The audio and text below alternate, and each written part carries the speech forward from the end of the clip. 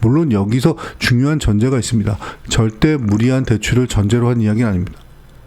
내 소득과 생활 수준에 맞는 분수에 맞는 가격의 집을 선택했을 때 말하는 겁니다. 그 기준 안에서 집을 마련했다면 집값이 오릅니다. 그 자체로 자산이 됩니다. 시간이 흐른 뒤에도 그 집을 담보로 대출을 활용할 수도 있습니다. 그 자금으로 자녀 교육 자금을 준비할 수도 있습니다. 집을 팔지 않아도 됩니다. 노후에는 주택연금으로 활용할 수도 있습니다. 내가 살던 집에서 그대로 거주하면서 매달 연금도 받을 수 있습니다. 주거 안정과 노후 소득을 동시에 가져갈 수 있는 구조입니다.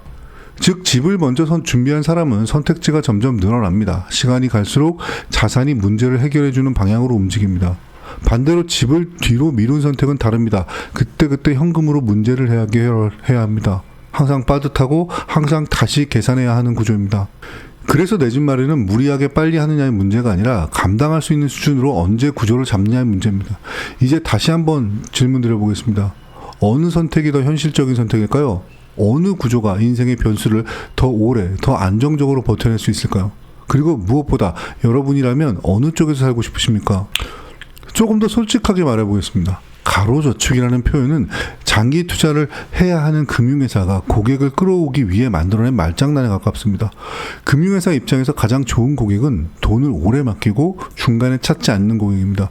보험사든 은행이든 증권사든 이 원칙은 다르지 않습니다.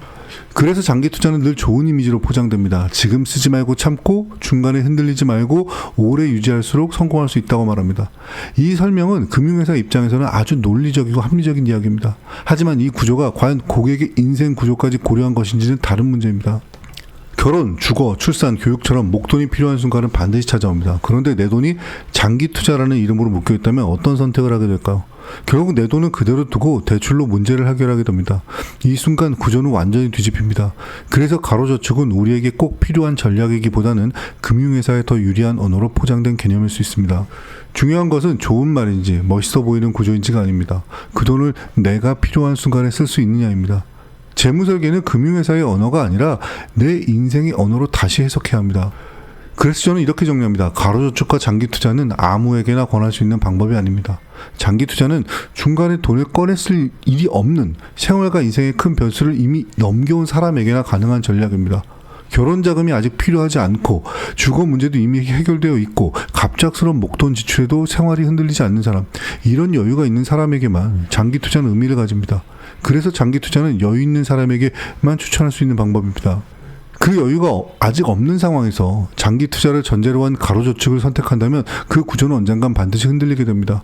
재무설계는 남들이 좋다고 하는 방법을 따라가는 일이 아닙니다. 지금의 나에게 가능한 방식인지 앞으로의 삶까지 감당할 수 있는 구조인지가 더 중요합니다. 모든 전략에는 조건이 있습니다. 조건을 빼고 결과만 이야기하는 설계는 결코 좋은 설계가 아닙니다.